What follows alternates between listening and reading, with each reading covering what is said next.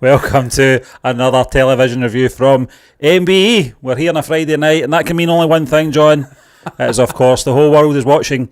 Not us, maybe a couple, but the whole world is watching is the episode maybe title of The Falcon and Winter Soldier. Episode 4. Again. Yeah, that's okay. Serenading you. Listen, it makes me sound better as well, John, and it's a great ambience in the room. So, and we've got the end screen. Yeah, we're here again. Credits. We're here again, John, and I know that we've obviously come on a little bit later. You had some issues, obviously, with your Stephen, I looked like colouring. A music video from if they'd done a music video for Magical Mystery Tour, and by all accounts they did a few. Your mother should know, but if you were to do, I don't know, Strawberry Fields on acid, which they were on back then, not Macca jumping off a tree backwards, sorting light bulbs on the tree, clearly were on acid. But if you actually capture their mindset at that point, that's what I would like. John, it was like the colorization you get in Laurel and Hardy films. Terrible. When they try and modernise them. I couldn't get it work straight in the camera. I was just goosed. You looked like the cartoon cat. But John, before we crack on, we'd just like to thank everyone who's going to be tuning into this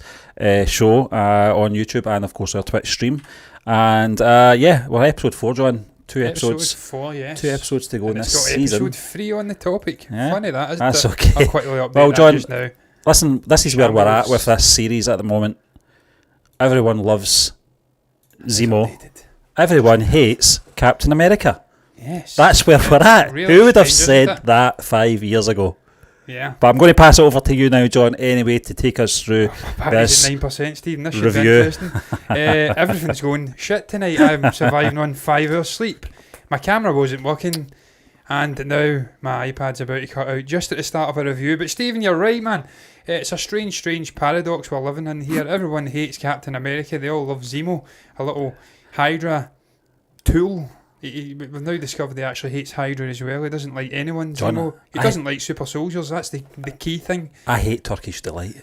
Oh, do you? I love Turkish Delight, it. Stephen. I don't like that kind of Turkish Delight, though, the sort of chewable, sort of powdery stuff. Yeah, I prefer the actual Turkish Delight chocolate bar. That is absolutely dynamite. So I'm on your side there again, Daniel. I like Daniel Brühl for his acting ability. Never like him for his love of Turkish Delight. And he's dancing. And he's dancing, yes, Stephen. Did you see that 1 hour clip that Marvel Studios put up on YouTube of Daniel Brühl, aka Zemo, dancing. I know, straight. I didn't watch it for now, although, John. No, I didn't watch it I think I watched maybe about half a minute. That was enough. Yeah. You got the energy from the guy. Stephen, it's all about Zemo now. The more and more I see this guy, the more that I find I just love this character. I hope he's not going to get killed. He slipped off into the night. Hopefully he will have his own TV show at some point, because I just love this guy. I don't know what you do with him.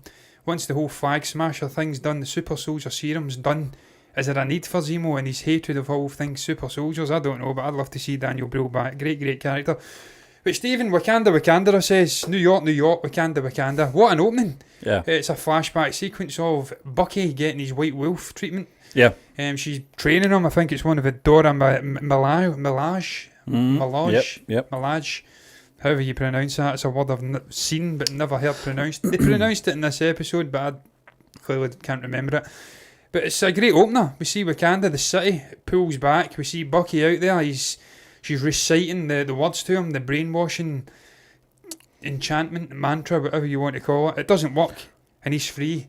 And we see that bond between him and this character who is now in whatever city it is they are in this episode. I'm sure they says it, but I can't recall it either. And why she comes to see him, and why she gives him that ultimatum about Zemo. We've got 8 hours to deal with this guy, or we're coming for him. Yeah. I like the way they established that relationship, because I don't know if you were like me, Stephen, but at the end of episode 3, I'm like, who the fuck is this character who's just popped up on the screen? It's a Wakandian. It was jarring, John. It was, yeah, but they established that. We got the payoff very early on in this episode, and you're right. You mentioned it in the notes as well. Sebastian Stan's acting at this intro is fantastic. Yeah. When she says you're free, it just breaks down. It's such an emotional moment, and it's we kind of got that sort of we got a hint of that in the first episode when he was working through his list of making things better for himself. But the actual sort of break off from being the Winter Soldier, the sort of mind control element of it, we never really got to explore. And they did that in the first 3 minutes of this episode, and I loved it. And it was great, John. I was going to mention something else as well. Wakanda plays quite a big part, and the people from Wakanda play a big part in this episode as well. Yeah. And it's kind of... They tipped a certain character over the edge, Steve. It was good, he was already over the edge, let's be honest, but they just were the straw that broke the camel's back. Definitely, one of the things I'm taking from this is, John, I think we're going to get more of that, whether it be in, obviously, Falcon and the Winter Soldier or other Marvel television series. Yeah. I think this is another great plan of Kevin Feige and the team's conditioning us for preparing for Black Panther 2 without Chadwick Boseman. Yeah. Introducing these characters. Let's get used to these characters in television series before we go there. And I think that's the way they're doing it.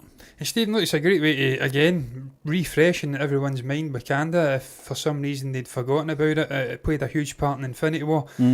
Played a huge part in Endgame, of course. The portal scene, I presume it was Wakanda they were coming out from. That's where they dusted away from. And then, of course, Black Panther. It was a 6-month period where that was all anyone was thinking about when they thought of Marvel stuff. Yeah. So in case it's maybe slipped their mind or refreshing it, we are getting Black Panther 2 from the great Ryan Coogler and the gang. Hopefully Michael B. Jordan's back. I love seeing these characters. I love the culture. It's a great injection of sort of African black culture into these movies, and movies which, to be frank, were a little bit white. Everything was white. Yeah. They were all white, apart from War Machine, of course, but they inject that in, and obviously Sam Wilson, who's in this TV show. But it's a nice little injection of a different culture. I've loved that about Black Panther, the way that they brought that African vibe, the way they with the music and everything. So I loved that aspect of this episode, these characters coming in. I was bamboozled at the end of episode 3, but they do a great job in the introduction of setting it up, and that ticking time bomb for Zemo. He doesn't at any point look bothered. No. He's like, oh, good, you must, thank you for saving me or something like that. He's not saved you. At various points in this episode, Stephen, I was absolutely killing myself at Zemo. When it all went crazy, the shit hit the fan in that apartment. They were there for him, and he's sitting drinking the whiskey, watching it all. As Captain America, John Walker, gets the shit kicked out of him. He's come to deal with it. Take him. They're coming to take him. No one's taking him. He slips off. I loved it. But we'll get into that. I'm absolutely certain of it. You're right. Sebastian Stan, first 5 minutes of this episode, dynamite acting, barely opened his mouth. I says in my notes, Stephen, do you recall that Ben Kenobi flashback video that popped up on YouTube. Someone done some masterful editing that of was him good. Yeah. with the prequel trilogy, and it added so much more weight and emotion to the words he was saying to Luke in the homestead, flashing back to his moments with Anakin. That's what it was like here, flashing back to his moments as the Winter Soldier, to Civil War where he kills the Starks, to all of these moments he has John, as that that's Winter what I Soldier. like It was great. about these television series from Disney Plus. They're filling out these characters well. They're doing it so clever. We got it with WandaVision. Those two characters we know more about because of that wonderful television series. And Falcon and the Winter Soldier's doing exactly the same thing. I'm getting to see more of Sebastian Stan's Winter Soldier. His background, we got elements of it obviously in the Winter Soldier, but this is a more human side to it. It's a more emotional side to it. Establishing side characters, Stephen. Yeah. Originally it was Captain America and Tony Stark. They were the two guys. Steve Rogers, Tony Stark, Iron Man, Captain America, Civil War, choose a side. These side characters were just superfluous little pawns in the game. Yeah. With this, you're getting side characters like Falcon and Bucky, two absolutely superb characters, getting a moment. Long form content, 45-minute episodes, 6 episodes. It's absolutely superb. Spending It's time the with same them, as WandaVision, Stephen, as you says. What, 3-4 hours with Wanda and obviously Vision. And it's great. It's a nice little change. So I've enjoyed that aspect. Yeah. The other aspect I enjoyed, Stephen, was the sort of hunt for Donya Medani, her funeral, and the impact she has in the Flag Smashers. And what's her name? I'm trying to find her name. Carrie Morfanu. Yeah, I can't say her name. I can't say A it. little actor. She's probably taller than me, man. She's clearly like 5'10" She just or looks something. smaller than the rest of them. Yeah, she's like fucking 6 foot, man. I'm saying the little. Her from Solo, though. Yeah. The way that it brings her in, it humanises her. This character was like a mentor to her. It set her up in this city when she had nothing. She clothed her, gave her food. And I like the way that they utilised this Dora Milaje character, whatever her name is. She's dead, and she has such an impact in this. She brings Sam closer to the Kira. I'm saying Kira, that's from Solo. From the Carrie character. I'm surviving on 5.5 hours sleep. I have to emphasise that again. There's going to be moments of forgetfulness here. The fact I've not stuttered yet is an absolute gift from God. I'll take that and I'll go with it, hopefully, for the next 20 minutes. Stephen, did you like that aspect to Dora Milaje? The way they framed it, the hunt for her funeral. They're utilising little spies. Zemo's dishing out Turkish delight sweets to kids. Sam's going up and trying to do the sort of grunt work. He's getting no luck. No. Zemo just goes over and offers a sweet and gets all the information. And you see that slyness of him. He holds some of it back. Did you like that aspect, the Dora aspect, how it brought the Flag Smasher leader closer, how it humanised her a bit? Yeah. You see a different side to her. She's blowing buildings up in the last episode. She looks callous. In this episode, a lot more humanised. Yeah. I says in the last episode, I didn't like the Flag Smasher stuff. It was boring. I'm starting to come round to it now. John, I'm coming round to it because of that character. I think probably when this season, Stephen. I think when this season's done and dusted, John, I might be able to buy into the Flag Smasher group a bit more. It's still got a long way to go before I'm really that convinced that they are the... No, I think it's definitely the power broker. The power he's broker, the yeah. guy, because obviously he says, your time's up, little girl playing revolutionary. I'll find you and I'll kill you. So I think it's clear that this. It's funny because her character was exactly the same in Solo. The sort of she was a middleman, wasn't she? Caught between two struggles. Yeah, an idealist. That's probably the best sort of. I don't know what happened there, John. She's only 5'6". She's not tall, so she has a little. There you go. Take it back. Little, she just I thought it was bigger. okay, John. It was a means to an end to bring all these characters together, wasn't it? This funeral and establish a bit of a connection between them. Because the last connection we really had with them was in episode 2 when they were on those trucks. The truck scene where they're all fighting. And it was an introduction, I think I think that was probably the last time they sort of locked horns. I don't know what that sound is. It's a motorbike, Steve. Yeah, I thought it might have been Harley there, belly rumbling. I was getting worried. Around the corner with a quad bike. Yeah, yeah. But John, I liked it. I thought it was good. It humanised, as you said, the character as well, which I think is very important. I think she was a bit, up to this point, very one-dimensional. And again, it's great writing because you're using a third party to humanise this character. It's not on the nose. It's intelligent writing. It's organic the way it's ebbing and flowing in this episode. It's giving your protagonist something to try and find, to try and get to the Flag Smashers. It's humanising her. It's giving Zemo his little edge as well. He's got that little piece of information. He's holding them ransom. They need him. It looks as though they don't need him. He's about to be useless. They're handing him over to the Wakandans. and then he's got them by the balls again. So I liked that aspect. Yeah. It was good. It was a nice little heart and soul of the sort of episode, this script, this story within a story. Obviously, Sam's 1-to-1 with Carrie, Stephen, which comes about from them finding the Dora Milash character for her funeral. He looks over her. You see that sort of great bit of monologue from the Carrie character. Yeah. He has his 1-to-1, and this is obviously John Walker's come in at this point. Thanks, Harley. My dog's kicking the light, my little side light, which is absolutely vital to me not looking like a half moon. He's kicking it out the way and trying to fuck my shit up here. We see John Walker coming in with obviously your man, Battlestar Lamar. He's a little bit cracked, a little bit dysfunctional at this point, Stephen. And I love the way they do this. While Sam's in having his 1-to-1 with Carrie, it's getting back to John Walker. He's getting more and more impatient. The visual, Stephen, the camera, I don't know if you noticed this, it was a little bit wonky, a little bit off kilter. It's following him around, and the way that showed you how impatient he was, how his mental state wasn't quite right. I love that technical point in that scene. And you mentioned it before we come on, Stephen, this character in this episode, why he is just not fit for purpose to be Captain America. He doesn't have a mentality for it. He's too brash. He's too caught up in his own image, and he's selfish, Stephen. You see it before. I think it's Zemo says to Sam, would you take the serum? Nope. Said it instantly, that's good. And then we have that conversation between John Walker and Lamar, and he asked Lamar, would you take it? Absolutely. That was after he had it in his possession, though, to be fair, John. The temptation was already there. But no, it's vital as well. I think it's important to show that contrast and talk about the contrast between John and Sam, the differences between both of them. Sam does side more with the sort of Steve Rogers ideology, you know, and the way of his makeup, you know, of being the righteous man. On the other hand, John Walker, I think, is more of a instinctual kind of... I don't think he's a bad guy either. No, I don't think he's a three-time Medal of Honor winner or something like that. He is a hero in his own right. He's just not getting the mentality. He's dysfunctional. John, he's not a pure you've got to remember as well, I think anyone stepping into that Captain America role is going to have a hard time handling that mentally as well. Yeah. You know, that's a lot of pressure for anyone. 3 medals of honour, was it? Yeah, I think so, you know, he's more than capable physically to a point. Obviously, not to super soldier level, but obviously, you know, on a human side of things, he's more than capable of handling himself.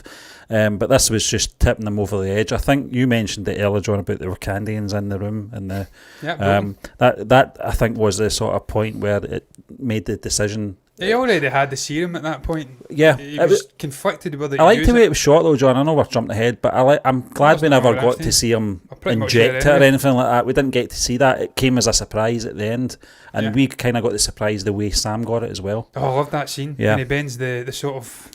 It's like a pipe or something. Pipe. He's like, oh shit. Yeah. Stephen, I love the fact he's got the super soldier serum now, because that is comic book accurate. I think he is a super soldier, John Walker, US agent. I'm hoping that's going to give this guy longevity. I do like Wyatt Russell. I think he's a good actor. I don't want him to be Captain America, but I want this US agent to stick around. The fact he is... Stick around. It came into my head there right away, Arnie. Oh, Arnie with his one-liners. No one does them like Arnie. Nobody does it better. But Stephen, the fact he's a super soldier now, it's going to be hard to kill this guy. It's going to be hard to justify his death. I want him to stick around, man. He's a good character in the comics. He's not Captain America, but he's a thorn in the side, a pain in the arse, and he ultimately does become an anti-hero, not heroine, that's female, anti-hero kind of figure. So I'm glad he took it, that's what I'm saying. Yeah. I don't know where the hell we were there, Stephen. I've lost the plot completely. That was me, John. I think I jumped ahead of it. But it's pretty much the same point, Stephen. They're kind of linked. He has his little moment with obviously Carrie. He breaks it up, causes all sorts of shit to happen. She's phoning up and threatening his sister, Sam's sister. It leads to the confrontation. Walker ends up there, all shit starts breaking loose. He's got the super soldier serum now. Lamar gets killed. That's the final sort of piece within this guy's sanity. It tips him over the edge, and he beats the living shit out of that guy. But we'll get to that, Stephen. What did you make about Zemo? The scene with the Dora Milash coming back, confronting Bucky, rips his arm off. He's like, I didn't know you could do that. That's the way they did Crazy it. bitches. Yeah. Not literally, because they are female. I take that back if anyone's offended. I'm not meaning they're bitches in that sense. I mean crazy as in they're absolutely fucking crazy. They've took his arm off. He's a super soldier. Zemo at this point, as I mentioned, he's sipping whiskey. Calm as hell. He's got 2 parties here looking for his head. He's sitting drinking the whiskey while all the shit flies around him. He slips off through a door. I love that. I don't know how many episodes he's in. I don't know if he'll be back next week. But yeah, he is. He's in them all, yeah. Oh, no, that's disappointing. And I hope he doesn't die, Stephen. I don't want Zemo to die, man. Oh, he is in them. That'd be so He's in the last 2 episodes, John, so we'll have to see. We don't know where he went, but Zemo stays in character the whole time he's on Steve, screen. did you love his lines, by the way? I've got some great lines from him. Yeah. If you want to read them out, John. I've got a great one. Yeah. But he's talking about Carrie. She's a supremacist. The very concept of a super soldier will always trouble people. It's the warped aspiration. That warped aspiration that led to the Nazis, to Ultron, to the Avengers. Hey, that's our friends you're talking about.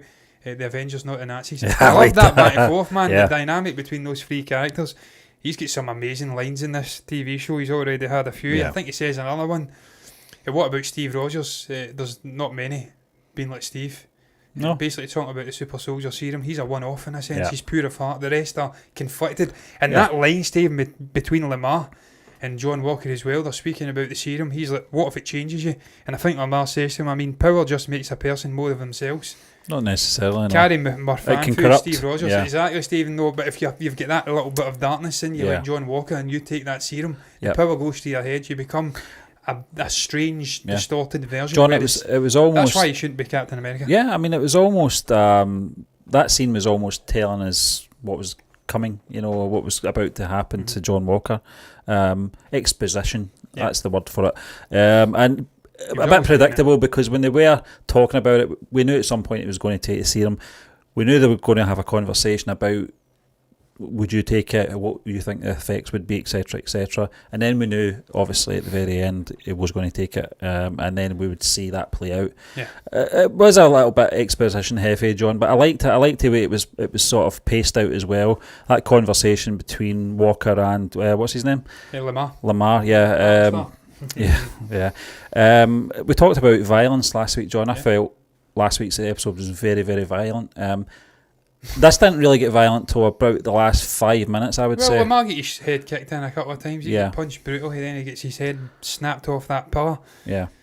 Steve, that's another difference from the comics. Lamar doesn't die in that way. Battlestar in the comics, I think he sides with Steve Rogers at some point in US Agent. Gets left, he gets betrayed. They've killed him off very early in this. That's kind of disappointing. I like that character. Steve, when I looked at the trailers and I seen that Battlestar character running out to the stadium, I thought, this guy's a goon. I'm going to hate this guy. I actually prefer him more to John Walker. I don't hate John Walker. I think he's just a strange character. He's conflicted. He's got darkness in him. And I want him to continue in some vein. But the Lamar character was cool. He was sort of the humanity, the last shred of humanity in Walker. He was keeping them tethered. Yeah, what I'm liking and what I'm looking forward to next week's episode is the backlash of Captain America. I don't even want to call him Captain America. US Agent John Walker. His actions were all caught in those cell phones, mobile phones, with the crowd in the sort of square, all capturing what he did. So there's no hiding from this. His reputation is absolutely in tatters. This early on, John, I didn't think it would be this early that we'd see him becoming this sort of anti-hero. Yeah, but I'm thinking like we're getting more seasons. We might not, but I'm just assuming that. But that is. Episode 4, we're in episode 4 and he's already going to be the sort of anti-hero, if you like. Stephen, just before that though, I need to get it out. Bucky kicking that guy through the wall. I don't know if it was Carrie or some other character. Stay there. Yeah. He says stay there. I love that. It's like, you're the super soldier, bitch, but I've been doing this for 100 years. Yeah. Sit the fuck down. I love that. Obviously, exactly, that's what it was like. Here, I'll touch you in the head, you little bitch. I'm a proper super soldier. I love you in a way. Yes. Put me in mind, was it Warwick Davis that get the knee from Ricky Gervais? And obviously, Walker using a gun as well with a shield. I'm like, what are you doing, man? What are you doing? That is just not Captain America. A gun and a shield, yeah. A gun and a shield, absolutely. Absolutely didn't even look right. But then, Stephen, you get that payoff when he takes the serum, Lamar dies, and then that scene, as you mentioned, all the social media stuff, the phones, video recording it. I love that moment where he's standing, he's completely broken, he's on the edge of insanity, the shield's bloodied. Absolutely amazing, man. Good visuals, yeah. What a visual that was. And violent itself, Stephen, as you says, it's change up from Marvel.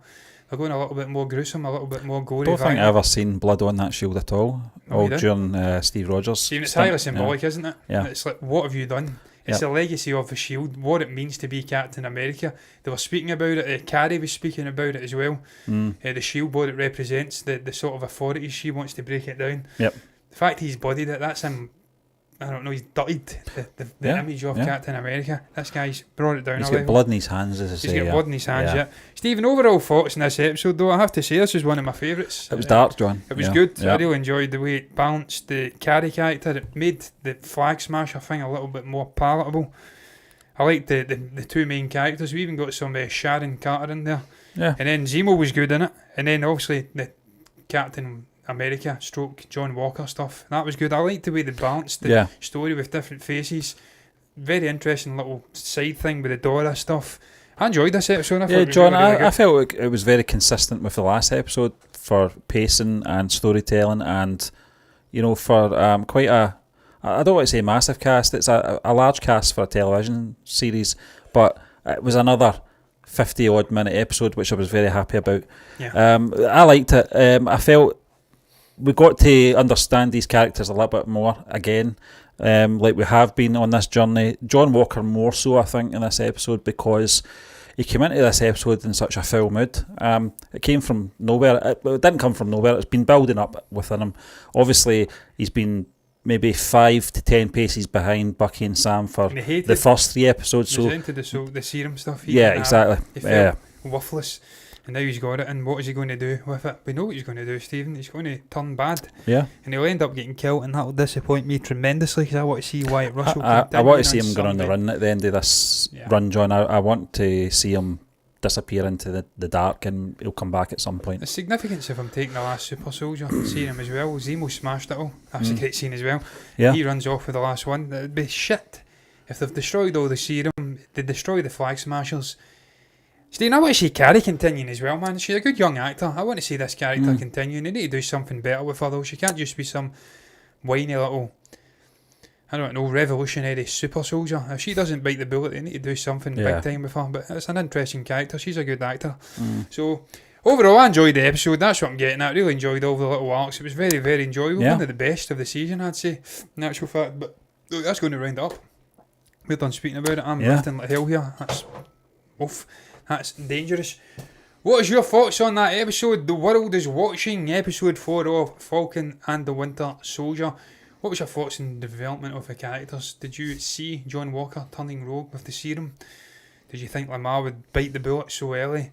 What's your thoughts on Zemo? Should Daniel Brühl be getting done in or continuing on his voyage through the MCU?